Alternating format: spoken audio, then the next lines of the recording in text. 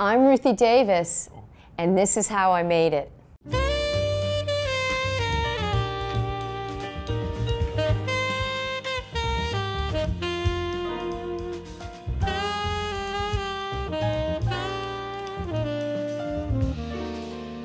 I think what inspired me to become a shoe designer started at a really young age. I had, a lot of girls have sort of a love affair with shoes, but I'm talking, mine started, I think I was 2 or 3, my first pair of shoes. I literally wouldn't take them off that night when I went to bed. And growing up, I had an obsession.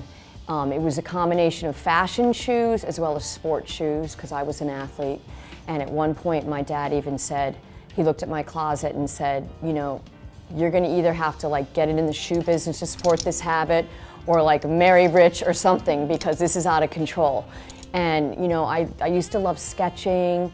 I used to sketch a lot, and coincidentally I used to sketch shoes when I was little, and I never thought in my mind, oh, I'm going to be a shoe designer. For some reason it wasn't on the radar, but I just loved doing it. It was my passion. And as I grew up, the obsession grew, and actually my first job in the industry was at Reebok, so hence the athletic shoe.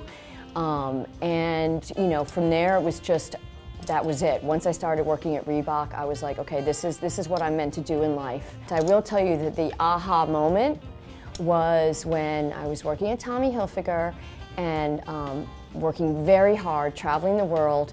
And one day my husband said to me, as I was just running ragged, and he said, I have a question for you. Is your goal right now to have your boss's job? My boss at the time was the president of Tommy Hilfiger Footwear. Is your goal to have that job as your next job, or to be Tommy Hilfiger? And I said, Tommy Hilfiger. He said, well, you better get busy, girl.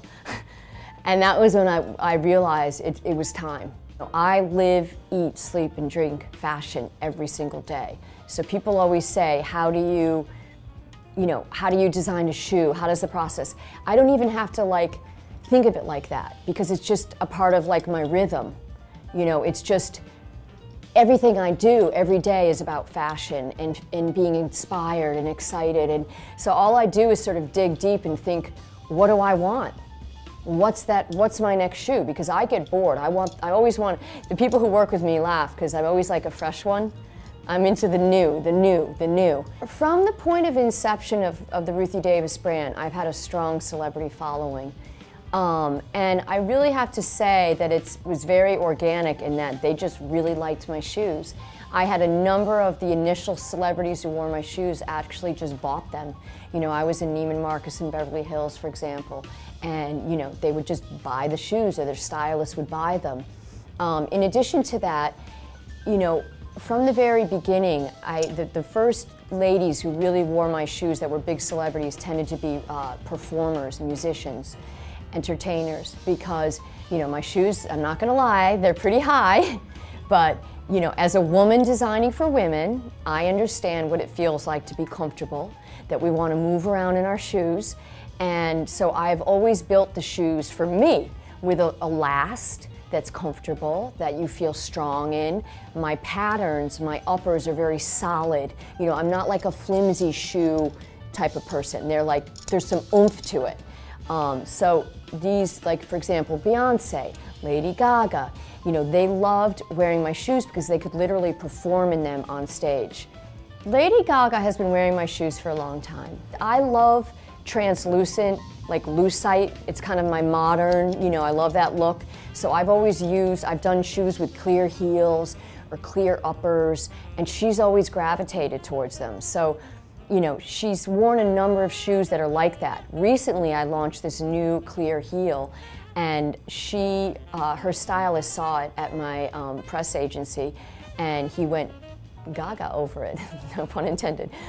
He knew she would love it, and of course she loved it, and she wore it. And so then we quickly got a message that she would like more. And part of it was she wore it out and about in New York City. We have a picture of this one particular heel, clear heel, and it was so comfortable, and she felt so great. She's like, I want more.